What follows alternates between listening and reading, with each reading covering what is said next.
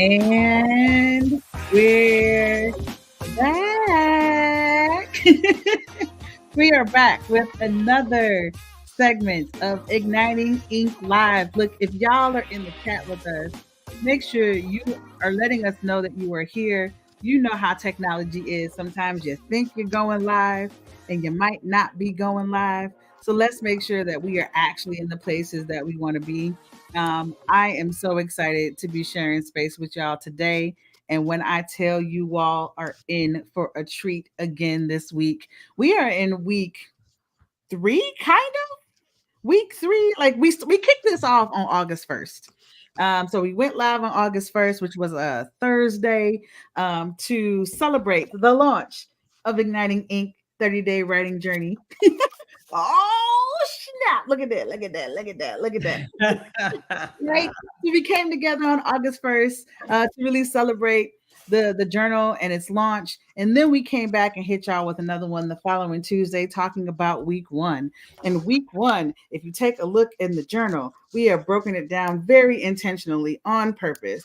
And in week one, we are talking about what it looks like for you to cultivate healthy habits, right? This is all about how do we show up for ourselves and how do we make sure that we are here and creating a space where we are writing every day. So that way we can work through the muck to get to the gold.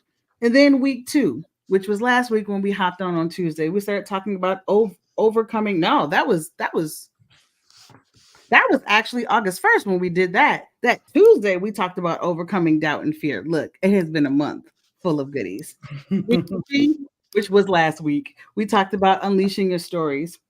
And then week four, we are talking about embracing your unique voice and vision. And every single time we have come together, we have had the opportunity to highlight a different author, which has been absolutely exciting. So last week, Catherine over here blew us away with reading an excerpt from her stories. The week before that, Joan hopped in here and talked about her poetry book. I love how y'all are posing as I'm talking about y'all. This is so cute. Um, Read a poem from her book, Black Woman Breathe, which was absolutely amazing. We had tears in our eyes. And I was able to talk about the launch of Igniting Ink when we first kicked off. And today, y'all, today, the feature for today, get ready because y'all are about to see the magic and the beauty of Miss Regina Berg. We're going to go around this room and we're going to introduce ourselves. And for all of the segments that we have had, thank you so much, Jano, for being in the room with us. Oh, yes. Oh, yes, yes, yes. We could not have done this without you. Wait till y'all hear the questions that are about to bless your screen. We have a conversation with you all. Just as a heads up, in case this is your first time joining us, we have a conversation with you all. This is not a one-sided thing. So make sure y'all hop in this chat. Look here. Cassie is already in the chat talking about, and we're back. I see Paula here. Hey, Paula. Hey, Jessica. I see you, Eileen. I see you all. Make sure y'all are tagging a friend and let them know that we are here. Again, we want to make sure that as many people as possible have access to what we're about to talk about today. But I'm going to step back real quick.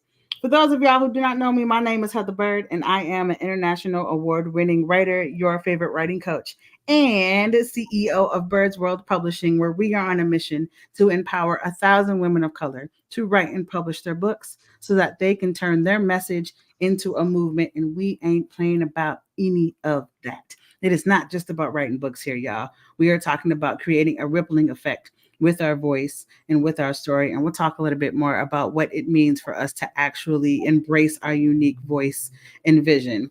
But I'm going to let other folks introduce themselves as well. Make sure y'all are still letting us know that you are here. Make sure you are tagging all your friends.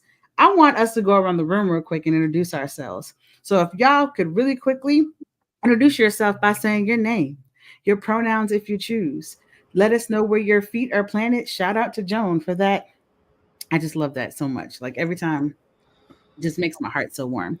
And then I want you all to answer the question, how would you describe your writing style to a stranger? So you're saying your name, you were saying your pronouns if you choose. You are letting us know where your feet are planted. And then you are answering the question, how would you describe your writing style to a stranger? And I'll kick y'all off. because I know sometimes when it comes to describing our own work, it can be a little difficult. And I'm not gonna lie, sometimes it's a little bit easier for somebody else to describe our work too. So if you're in this room with us and you're like, "Hey, I've heard your work, and this is how I would describe it to a stranger," go ahead and drop that in the chat for us too, because we're here together, right? So for me, like I said, my name is Heather Bird, and I use she, her pronouns. My feet are planted in Chicago. And the way in which I would describe my writing to a stranger is an eclectic combination of cayenne pepper and ripe mangoes. Ooh. Ooh. Oh. Mm. Who's next? I'll go next. Let's go. So, my name is Regina Berg. My feet are planted in Pflugerville, Texas, with roots in Chicago. And I use she, her pronoun. And if I were to describe my writing style, I would say that it is steeped in detail. Ooh. Yes, That's accurate. right. That's facts. Mm-hmm. I'll go. My name is Joan. I am planted, my feet are planted in Connecticut. I use she, her pronouns. And how would I describe my writing style? This has been helpful to hear you all share. I would say it is a combination of little pillow words that go to your soul. Little pillow words. Oh, Oh, we're gonna cry already. So thank you, Joan, Heather, Regina. So I'm Catherine. Aloha kako. Hello, everyone. I am originally from the island of Hawaii. My feet are currently planted in Massachusetts, and I use the pronouns wahine, she, hers. How would I describe my writing style to a stranger? I would say that it is like a Hawaiian flower lei, that each flower, each petal relies on the next to create something meaningful, beautiful, courageous. And a flower lei, when it's linked, is like an infinity, that it just continues to keep on giving. And in Hawaii, we do not ever throw flowers away. We pick flowers from the land, the aina, and we give them back to the aina, or we send them back out to the makai, the ocean. And so for me, my writing style has evolved to a point where, again, we lean in and on each other.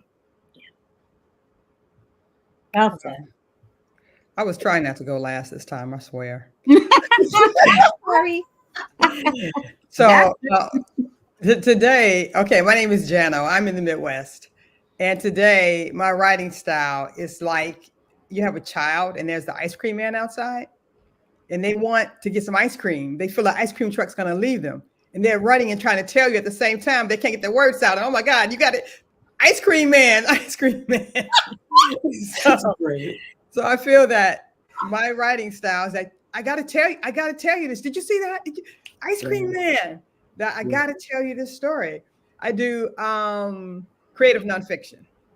Mm-hmm. Yo, these descriptions. I know, right? They're Woo. so good.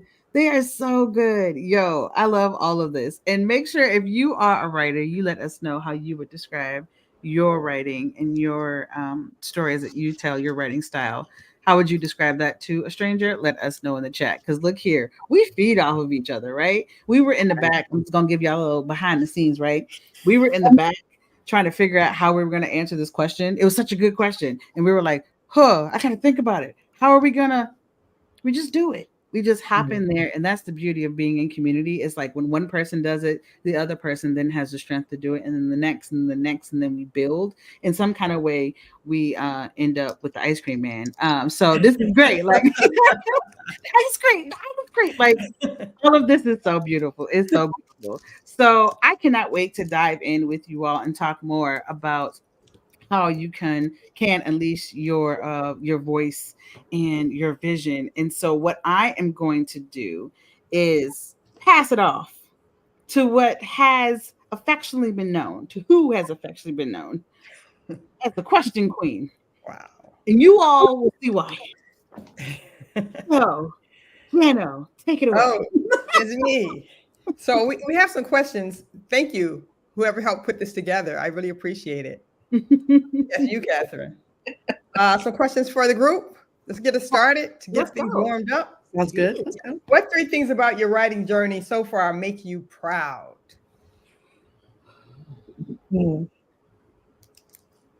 What 3 things about my writing journey make me proud? Yeah. Yeah. Hmm.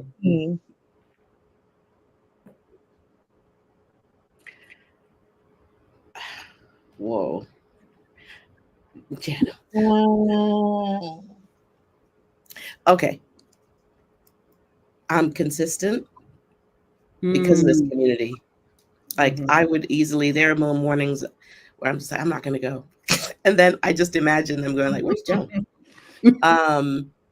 I'm learning patience that is different than writing reports and things that I did for my professional life. Mhm.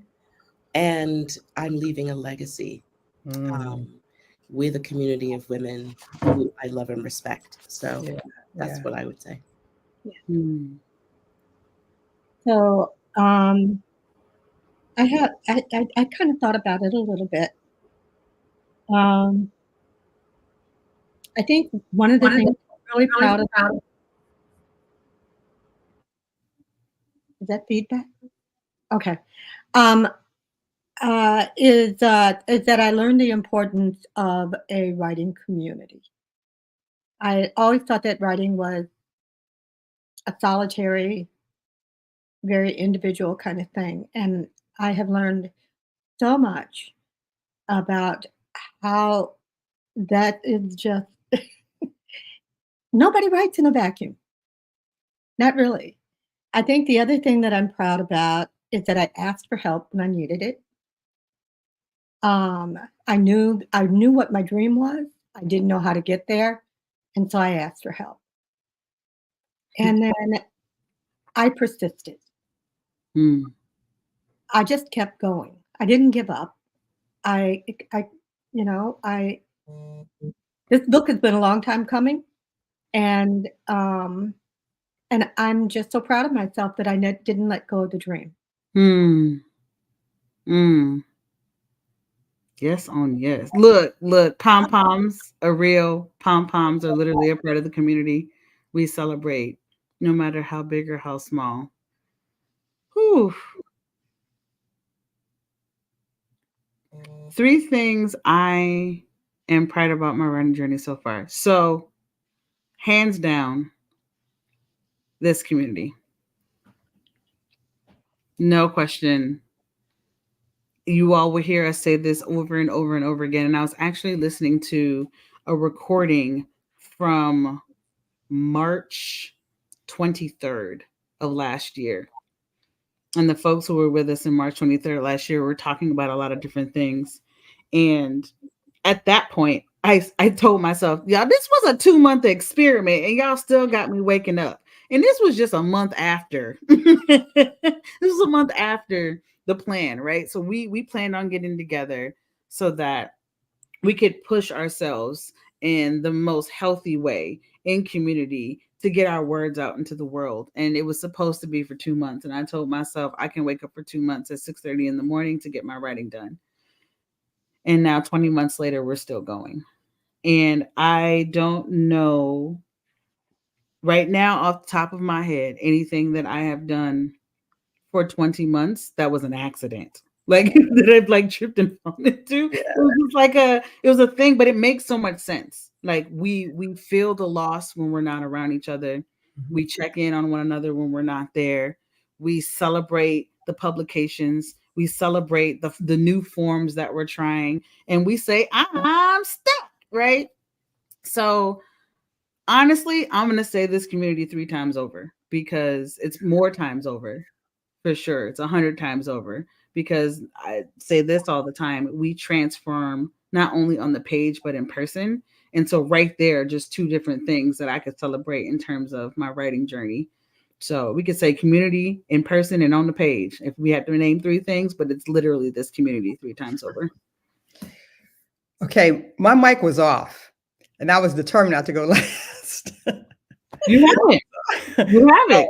Because Catherine hasn't gone yet. It's on now. But I was thinking about how writing would tap me on the shoulder. I'd be like, leave me alone. Leave me alone. And a lot of that was because I just didn't feel as confident, or I didn't think I could handle the energy or the attention. So what makes me proud is being in this group, so I don't have to tell my writing to be quiet. I can tell it I have a place for it now, which Yes. I appreciate. Also, what makes me proud is when I get to the last period, bing, because I I write for a newsletter at my job, and when I get to that last period, I am so happy. I'm so happy and proud. And what else makes me proud? If I'm writing something, and I've had a chance in this group, but I've had this chance, with my writing partner at work. If something's not right, I'm like, okay, let me try it again. And it's not like something like it's got to be right and perfect the first time, because sometimes you write and you throw that in the garbage. That's where you start. Now you can begin. And I learned that a while back. So those are things that make me proud. I love that. Yeah. Gotta write that down. So, what makes me proud, and building off all of what you all have said, is I feel that that I am writing completely unapologetically. That I am not second guessing. I'm not saying there's any part of myself that I need to check at the door. I am not feeding anybody's model minority myth. That I am completely unapologetic in the way that I write, what I write, and who and what I want to stand for when I write. I also know that I'm doing that because of this chosen family, and that to get up every morning, Monday through Friday, and to know that this is the presence of how we start our day, and that the community conversations that follow the 30 minutes of writing, that centers me so that I can continue to write. And the third of what makes me proud is actually I am writing, that I'm no longer thinking about it, dreaming about it, yesing about it, that actually to be, 70 something pages in to the first book. The third thing I'm proud is that I'm now talking about series of books, whereas before it was just a book. So those are my three. Oh, wow. I'm just really thinking about, I'm glad you had the accident. I'm glad that you were like, let's just try this experiment, because the experiment has become my life. Yeah. Mm. Yeah. Mhm. Yeah. It's Catherine talks about all the time. It's like, that people say you can't create a real community online. Not where you feel like you know each other and touch each other, but we did, and we do. And we do. Pretty amazing. Mm-hmm. Jano, you're muted. There's so many ways to connect with other humans that I think we sometimes shortchange ourselves. We think about just calling somebody who's maybe not doing well, and them hearing your voice and what that means, what that can mean. And then FaceTiming somebody, your auntie you haven't seen in a while. What can that mean? Now we're putting it all together. We've opened up our hearts and our beliefs that we can make this matter. And we have. Yeah. Yeah. Well, I'll go to the next question. How did you begin to discover your writing voice? Journaling Yeah. and writing in school. Like, I feel like I like what you said earlier, Jano, about it tapping you on the shoulder.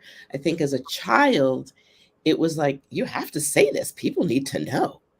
And so the only way I could do it, because nobody was around, was to write it in composition books and to write it in whatever pieces of paper people would give me. But I realize now as a grown up that it's critical for me to keep sharing it beyond the journal. Because the journal obviously is great, and I love my writing space, private space, but I have been hoarding these ideas and not sharing them with the world, which is what words want. They don't want silence. They don't want, I mean, they want some private space, but they need air. And this group has allowed me to see that I can give it air, and it's not going to get shut down like it was in school. It's not going to be red penned like it was in school. It's not going to be silenced like it was in families. And so it's taught me how to respect my words in such an important way. And I just inspiration, someone had said earlier about how inspiring this is. Yes, Eileen, it is for real inspiring just to actually have access to this daily. I want to take your journaling, second it, and then take it up a notch, right? I think journaling is the first step in understanding your thoughts and figuring out and kind of working through them. And then there's the next level of actually letting it rest and then reading them out loud. There is something about the space that exists between when you wrote it and when you revisit it that gives you a different perspective on what's been written and allows you to kind of see your own genius in a way. And don't even take it to the next level where you actually share it and read it out loud with someone, and then they have the opportunity to pick out the nuggets and highlights and have what anytime you read something and someone goes, "Ooh," like the reaction that they have lets you know that your words gave breath to something that they might have been holding on to for a very long time, didn't know how to say.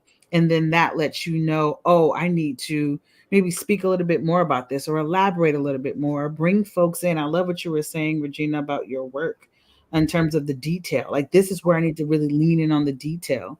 And so you're learning again from community in that way. It starts with the journaling, and then it has the opportunity to evolve. And I think that's how I had a chance to learn about my voice, because sometimes I would write, put it down, and not think twice about it. And it's not until I shared it with somebody else where they're like, you need to do something with that. That's, because you don't always recognize your own genius. Yeah, I think I remember the first time that I really had or could have received that reaction. It was we were up at the Clearing, which is a folk art retreat center in Door County, Wisconsin, and I was in a writing class, and I read a poem about um, when my husband first passed, and I had a hard time finishing the poem. I think Heather actually finished reading it for me, and um,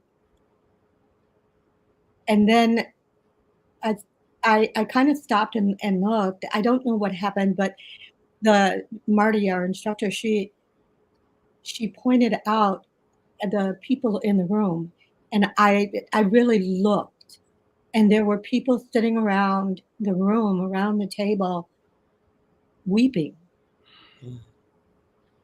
and I was I didn't know how to handle it. I didn't know how to take it all. I didn't know how to take it in.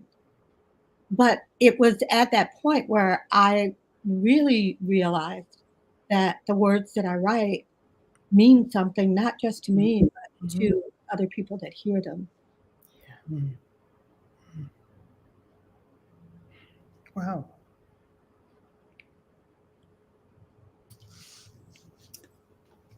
You know, I discovered my writing voice similar to Joan as a young person.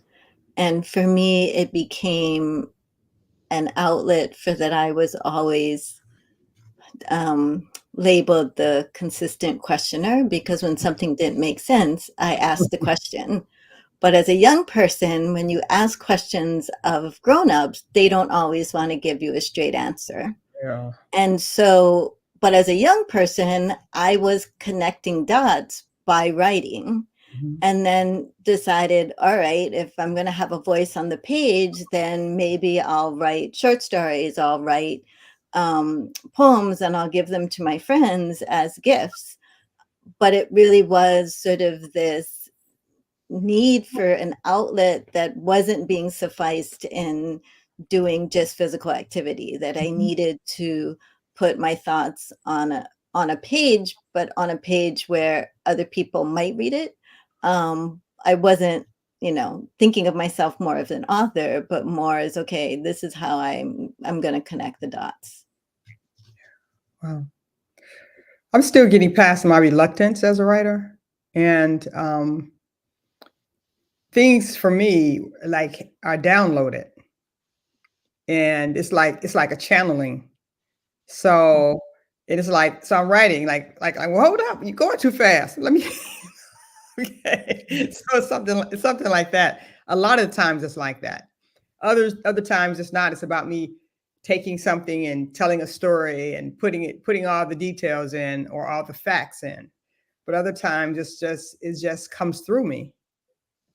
And it started when I was about 11 years old. Yeah. Y'all want to see something really, really funny? So they're gonna laugh at me for what I'm about to do because I'm apparently infamous for this. But Of course she is. You were gonna do that. I love it. She slides back and then she turns. so my very first book that I ever wrote. Oh wow. my God. So the Yep. first book I She ever still wrote. has it. Good drawing. To the last journal that's been released, the most recent release. Wow. Mama, let me upgrade you. But like That's a very nice picture. this is Oh yeah. I was 6 years old. Wow. Look at that. Well, you got hands and feet and a body. That's amazing. I probably still draw the same, to be honest with you. No lie. But like it's been very interesting. I still have this is the original. That's very nice. This is the original. And so to know that my journey for writing started Wow, that's very nice. here at 6, right? To then know that things are have evolved, and we're all evolving, and we're seeing that evolution right in front of us with all of the projects that we're working on. It just gives me goosebumps, and it's so pretty. That's amazing. That's awesome. Just to see that bookend for now, right? It's until the next, and there's others in between. So Yeah. Wow. I guess we should move on to our featured writer for this evening, Miss Regina. That's you. Working title, Pocket Full of Grief. Pocket Full of Grief is the working title. Yes. Yes. Can we talk about that really quickly before we hop into questions, right? So yeah. So I actually have Joan to thank for this working title. And I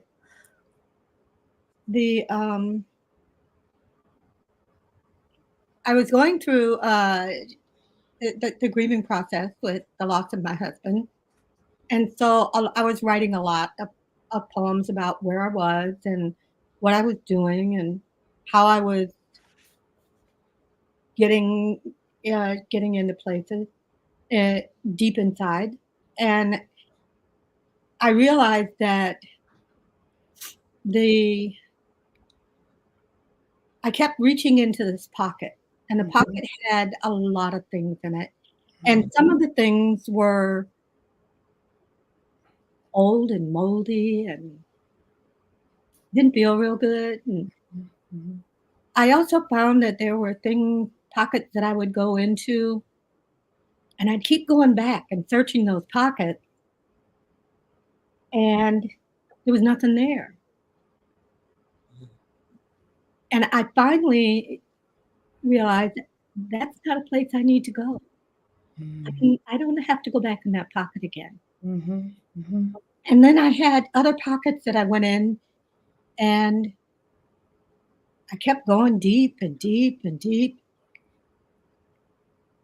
And then down in the bottom is a little light. There's a hole in the fray. And I go down in the bottom, and there's a light, and it's a gift.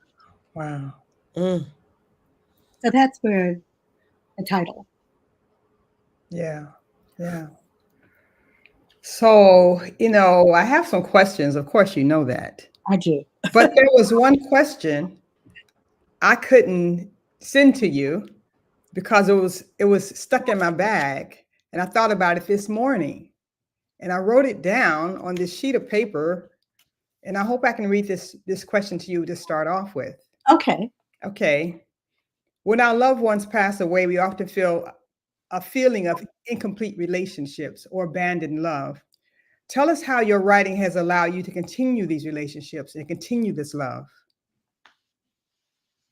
How your writing has continued, Yeah. For me, what I realized is that number one, no relationship is perfect. There are always broken places. However, they don't have to stay broken, even if that person is no longer with us. There's healing in the writing. And what I find is that there's a whole lot more that is good the more that you look back. So, and it's not, and I'm not always just, I'm not specifically just talking about Rod, but I think that is what I'm learning.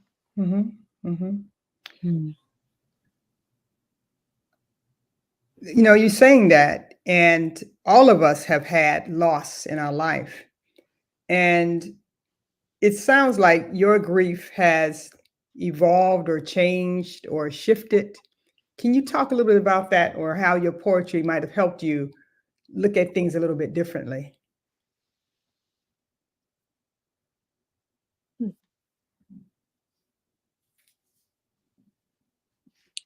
I think that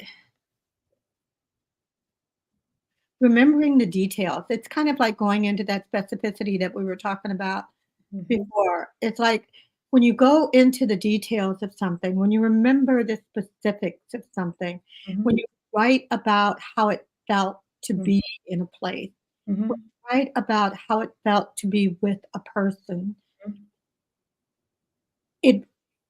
it brings it all back and makes it all real. And there's an awful lot of healing in being able to just be back in a place with someone. I don't know if that answers the question, but yeah. I recognize that a lot of your writing came from the loss of your husband. yeah, But as a woman, as a woman who's been around for a minute, you've lost parents. yeah, You've lost siblings. yeah, And when you tell your stories about your life growing up, for me, I am so much in that picture with you. How have you been able to process, like the family and the growth and the childhood and the being a daughter and a mother. Yeah. Yeah, it's been a beautiful thing to write poems about my mother. Mm-hmm. I mean, it's something about a woman writing to another woman. Mm-hmm. And so I loved my mother deeply while she was here. Mm-hmm. And I love her, I think, even more deeply now that she's gone. Yeah. Um, so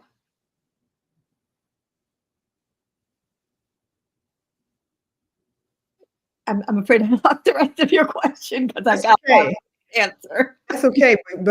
But it's just we get a chance to recognize and honor your grief with you, but also through your words, honor your love. Yes. And because I've had a chance to honor your love, I'm seeing people in your life. When I go to the area of the city of Chicago that you live, I'm like looking for your people. I can see them walking down the street. I can see your grandmother coming with the grocery bag. You know, it becomes so real for me Yeah. because you have taken your grief and your love and you mixed it up. And you put it into a poem, which we all really deeply appreciate. Mm-hmm. Oh yeah. For What's sure. that thing you shared with us the other day, Regina, Mhm. about people being able to live on? Was that you? I don't know. It was because we Yeah, were we talking have about people being able to live on through our work and through our poems. So their names, yes, their name lives on. their name lives And on. we talked about that in our group about how a person there's an African proverb, I believe, that a person doesn't die until the last person says their name. Yes. Mhm. Yes. And I think that that is true. And Mhm. I think that that is one of the reasons why I write poems for my mom. Mhm. Mhm. And Wow. it's inspired me. I just want to say thank you for that. It's just your words are comforting Wow. because they're so honest, real, honoring. So thank you. Regina, Yeah. improv. You gave an improv master class a couple of weeks back, but I'm going to ask you not to redo that improv master class, but to tell me how do you choose what you choose? Oh, to write about? Yeah. Well, uh, it chooses me. Ooh. That's an honest to goodness.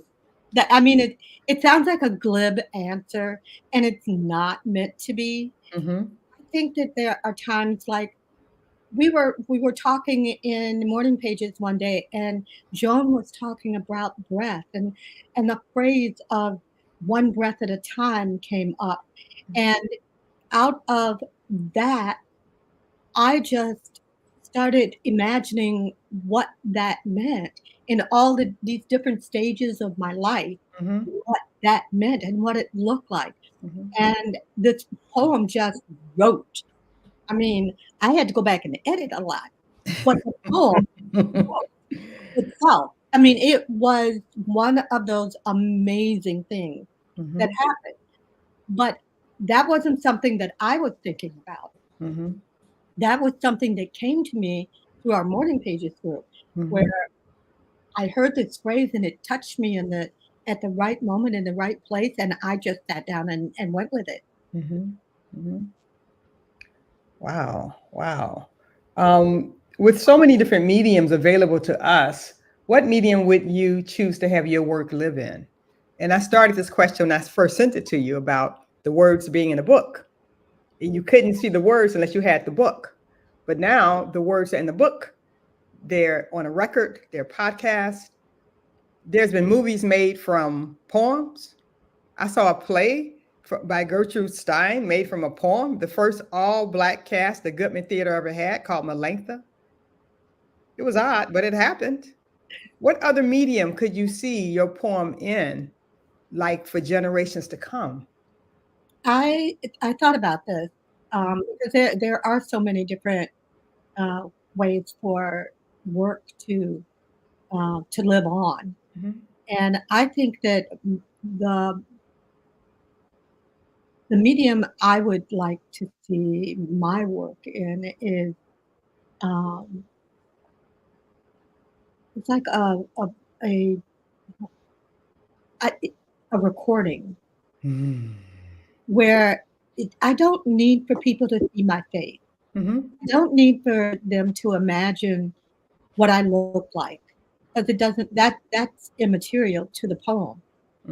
However, the inflection of the voice, the way the words flow, that is more important to me to a poem. So that's what I would choose. Yeah, yeah. So that mean it would be maybe audible? Yeah, something like that. Okay, okay. So just say, I'm going to take that a little bit further. Okay. Your poem is now like it's floating through the air and somebody's capturing it and reading it, saying the words. Somebody you love. Who is that person? Jano. Okay, Jana, that's kind of like asking me to choose which one of my children is. Maybe pick one poem. Perfect response. Okay, yeah. How about one poem? One poem, one Right. reader. Like it could be a variety. Yep. That's Yep. a good question though. Ooh. I think if I could have one person, I could just tap them on the shoulder and say, read my poem. Mhm. Kathy. uh, Viola Davis. Wow. I love her voice. Yeah. Well, Yeah. Do you Yeah. know which poem that would be? No. Although I would like to hear One Breath. Okay. You know she's only 3 people away. Somebody knows somebody who knows Viola Davis. Right? Yeah. Yeah. Yeah. Okay, I'm gonna go to like an odd question. Okay. Okay. You are to write a poem for 6 figures. You can choose a theme from the person you're going to be commissioned to write a poem. You're going to earn 6 figures from this poem. So this is a little different than the poems that might have been moved through you because of your life. So you have also themes to choose from: loving my children, aging, sexual healing, falling in love again, my best wish, Kamala, our answered prayer. You could choose any of those to write a poem about. You're commissioned. 6 figures. I feel like she's trying to put you on the inaugural stage. Yeah. You know what I'm saying? Like she's setting you up real nice and just letting you put your. I actually think of all of them. I would write about aging because I think that our society doesn't value age or wisdom. And I think that people, I mean, this will be my 75th year. And I think that our society thinks that once you retire, you have nothing left to give and all you're doing is taking.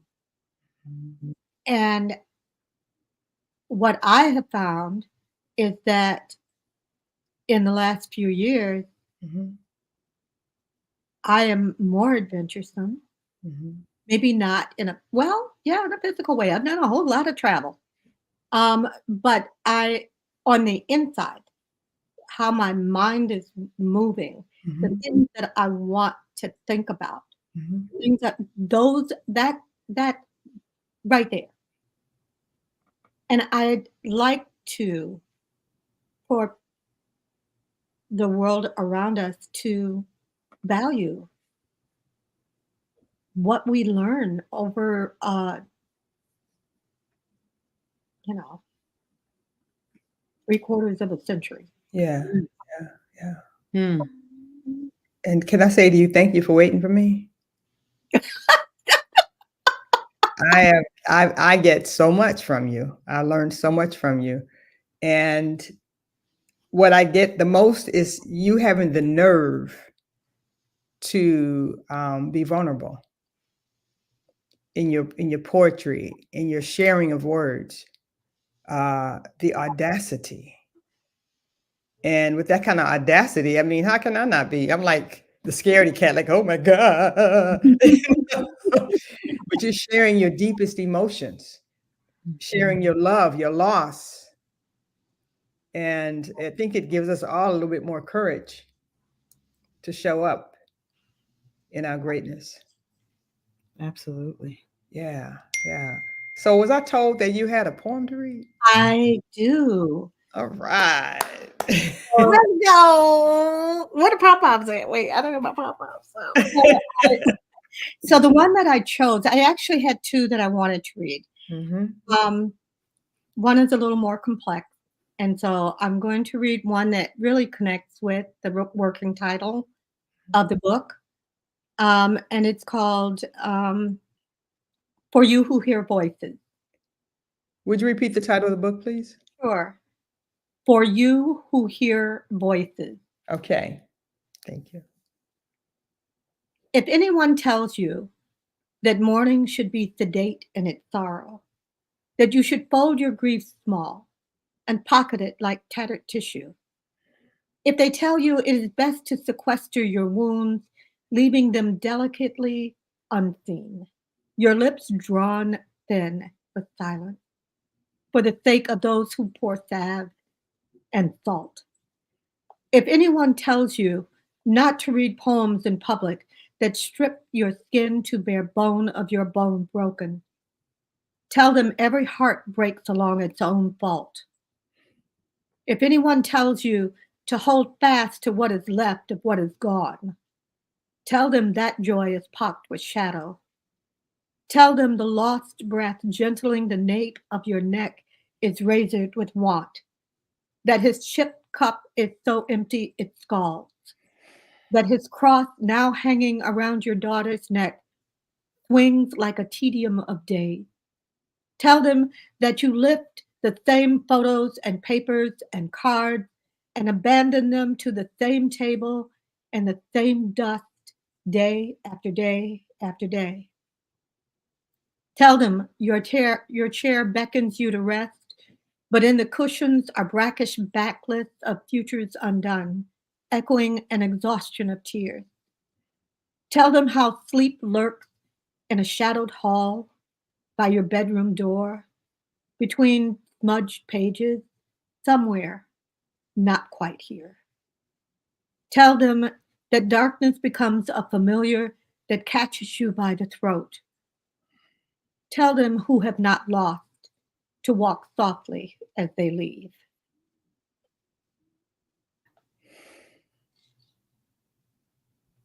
Hmm.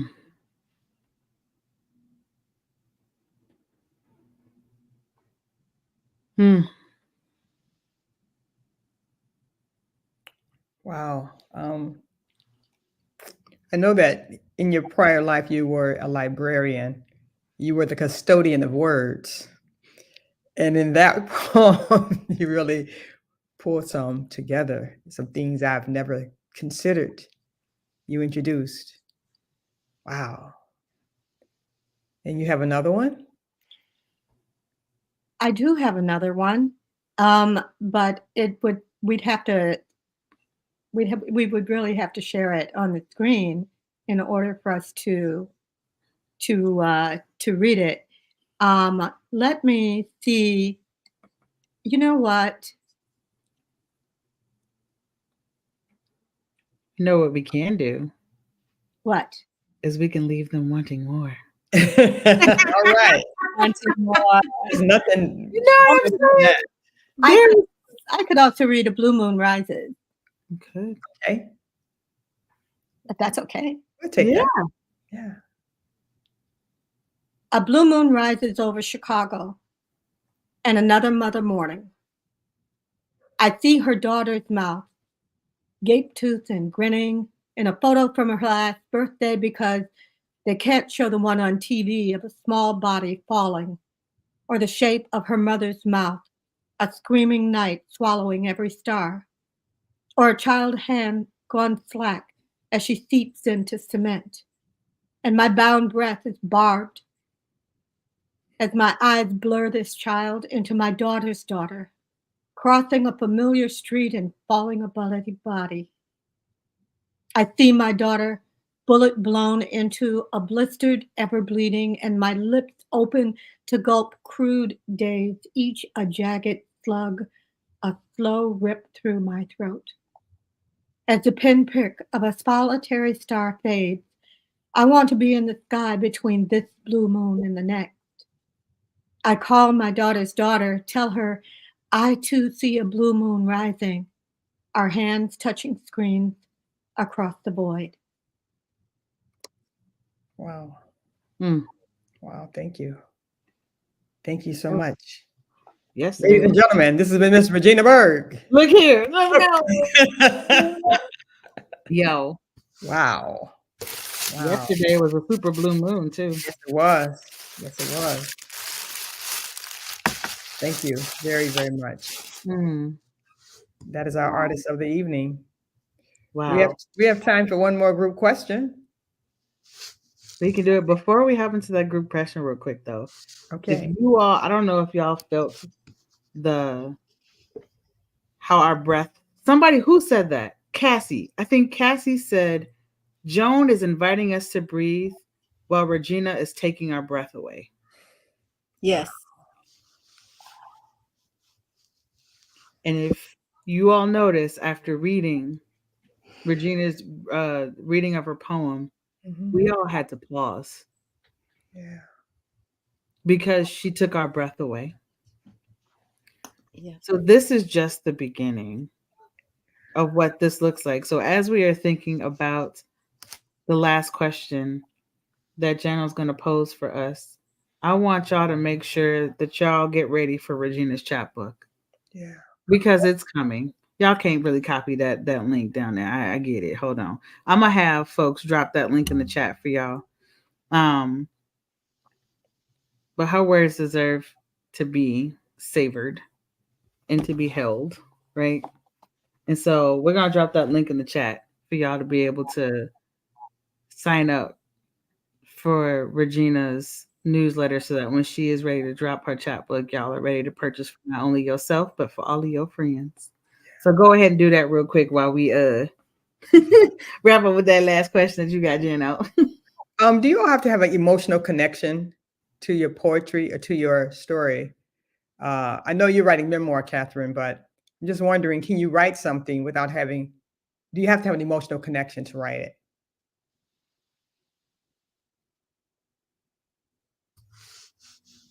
Absolutely. I guess I shouldn't ask a yes or no question, huh? No, that's no, I think people do. I think people write and get paid for it, and sometimes get paid a lot of money for it. Can I do it? Would I want to do it? No. I'm learning in this group to actually connect to my emotions, so that, as Regina was saying before about specificity, that's this masterclass for me. This journey is actually connecting to emotion so that it can be the gift to the reader. Yeah.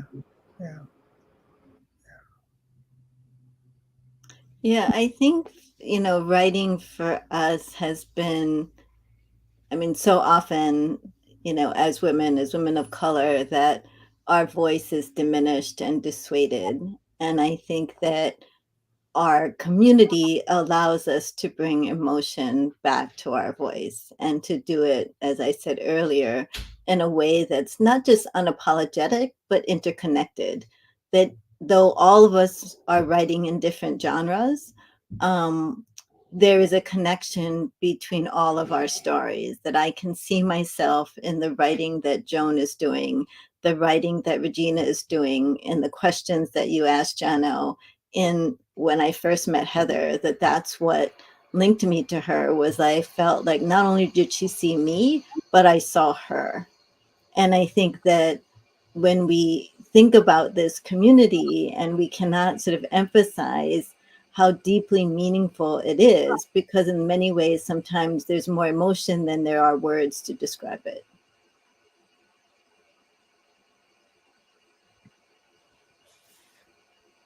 Heather? You can feel when someone doesn't have a connection to a piece. Yep.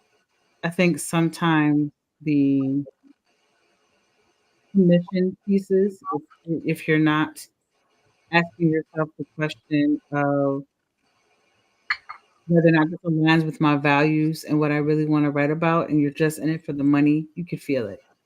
You can feel the disconnect, right? And so there has to be some sort of connection, because if there's not a connection to the work that you're working on, how do you expect anybody else to have a connection with it? Yeah. I heard a story about you having an author who gave you a book that they had AI'd, and you were able to identify this was an AI book. I've had a few people. I've had a few folks come to me and let me know that they have finished their book.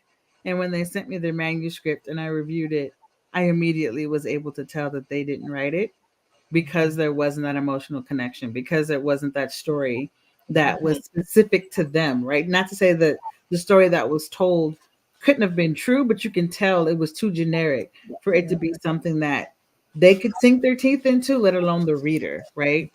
And so the reason why stories live within us and sit with us is because of the emotions. If you lack the emotions, you lack the connection. And if you lack the connection, then what are you doing? Wow. Well, that brings us to the hour. And Miss Berg, this has been astonishing. Oh my goodness. Can't wait. It's been so good. It's been so good. Yeah. And one of the ways that we love to close out, well, we started closing out, I thought was really good. Last week, we kind of kicked it off, right? What are some words that you can leave, words of gratitude that you can leave with the reader? In this case, Regina, what are some words of gratitude that we can leave with Regina just from hearing her work? Because sometimes this journey can get challenging. There are days where you're like asking yourself, why am I doing this? Who is going to read my work? Is my work any good? And it's not until you set yourself up to. I'm sorry, somebody. They really funny. I just read to You gotta turn it up. There you go.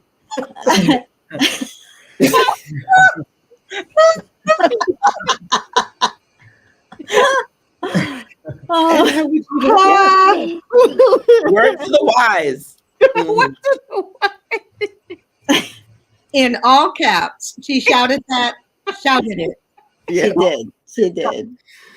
Oh, wait. One more. Don't do it. Oh my goodness. Oh my goodness. I was in the middle of something so good. But for real, like, honestly, when the days get hard, what we want to be able to do is turn to our sisters, turn to the things that we know have been transformational for others, and make sure that we're on the right path. And so steps like this, in terms of us being able to share our gratitude for Regina, is going to help her get over the finish line of getting her book out and into the world. So I'll go first this time. let's go. So I would say my words of appreciation to you, Regina, is it has been an incredible honor to watch you evolve. That, I have been with you since the beginning of our Morning Pages journey, and even before that, because we were the group that was doing the Yesing Heather, that we were actually writing a lot when we were writing a little. And so to see, this chapbook, and to see the involvement of your emotion and connection to it, that you are an incredible visionary, that you see the world through a lens that connects and impacts so many people. And I have watched your courage be emboldened.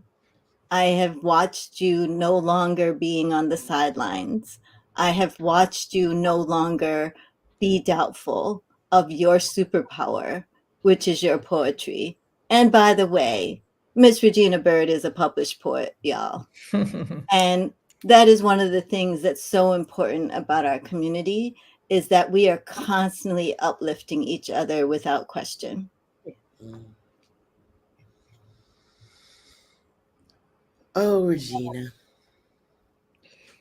Ah, I I just appreciate your generosity of spirit. I appreciate the years of wisdom in writing that you just nonchalantly share with me, with us. Whether I'm working on a piece and sharing it with you, or you're sharing your pieces to get feedback, you just model for me how to be a wonderful woman of grace.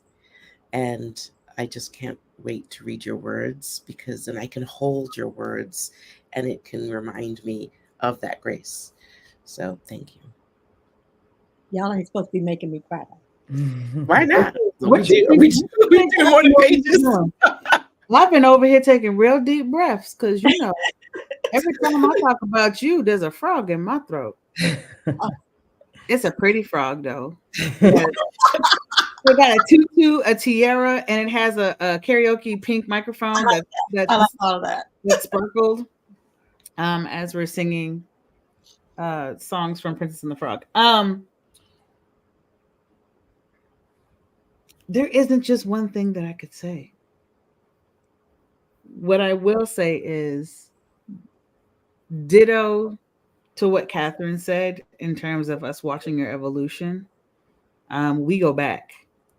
We go way back in time, right? To meeting you for the first time in 2012, 2012. to sitting next to you in class in 2014, and us being inseparable since, and us trying to explain our relationship to other people because they don't understand. They don't understand. You, my friend, and you are one of my favorite people on this planet. You have given so much crap. You have given so much to so many students over the years, and you have guided them through their writing process for I don't know how many years. And you have watched them hit stages for poetry festivals. Yeah. And now you have the opportunity to craft your stage. Yeah. And it is one of the most beautiful things I've ever been able to witness.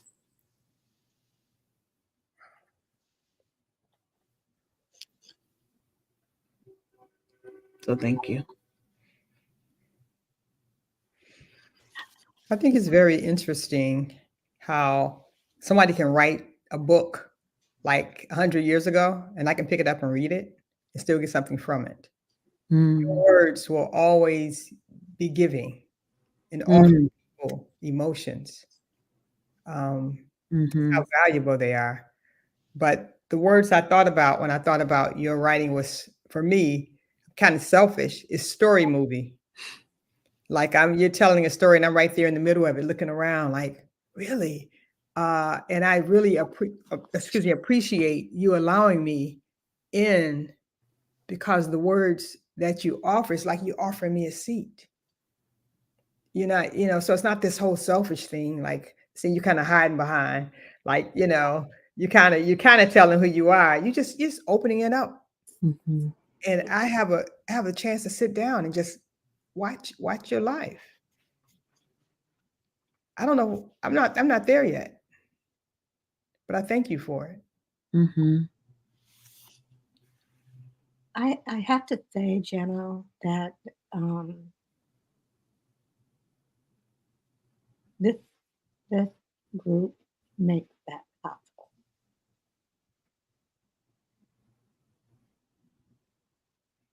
I often say that this group gives me ground to stand on, and because I have that ground, I can move, I can walk, I can go forward, um, and so it is something that works together, isn't it? Mm-hmm. Yeah. It really does. It really does. We have the opportunity to bring out the best in each other. We do, and And we yeah. And it all started with our writing journey. It all started with this dream of wanting to write a book and us coming together on a regular basis to make it happen. yep, And I honestly, truly, wholeheartedly believe that Igniting Ink will be the space where you can start your journey. yeah, This is a 30-day journey to get you into a writing habit. It is the space where you can be in community if you choose to be, to recognize things that you have never recognized about yourself that then add to the writing. It's not just about sitting down and writing. It's a self-discovery journey. it really is. So starting with a journal, Igniting Ink, to our morning writing space to where you can be in community and others have the opportunity to identify your superpowers so that the rest of the world has a chance to experience them is one of the most beautiful things. So I thank you all so much for being here. Regina, thank you so much You're for right. sharing your words with us and your wisdom and all of the things that you have just learned up until this point for us to be in your presence. It's so beautiful. Janelle, thank you so much for being our question queen and for Yeah. allowing us to think so deeply about the work that we're doing and the intentionality behind it and to remind us of why we are doing this work. Absolutely. Joan, for shining a light on all of the work that we've been doing. Mhm. You took time to say, "Hey, I have a potential title book," and the way that Regina was actually able to describe it actually almost made me cry, and we were only like 25 minutes in. So actually, I probably wanted to start crying about 5 minutes in, but that's fine. We're here, right? And then Catherine, your space, what you bring to this space, how you set the stage, how you allow us to see ourselves in ways that we've never imagined that we could possibly be is unmatched. Is unmatched. So I thank all of you all for being here. I thank everyone who is on this live with us now. I thank everyone who will watch this in the replay. Make sure you let us know that you are here by typing hashtag replay. We are still in conversation with you. This conversation does not end because this live has ended today. Make sure you join us next week because we have a special treat for you. Where we all will be hitting the stage and we all will have the opportunity to read a part of the things that we have been working on. And so it will be a celebration to wrap up this beautiful month of Igniting Ink Lives that we have been doing. Again, thank y'all so much for being here. Make sure y'all sign up for Regina's chapbook. And if you haven't already gotten your copy of Igniting Ink, make sure you do so that you can start your journey to becoming the author I know you all can be. So until next week, I will see you soon. And y'all know what it is. Make sure y'all keep reading, keep writing, and as always, keep joining y'all. Bye.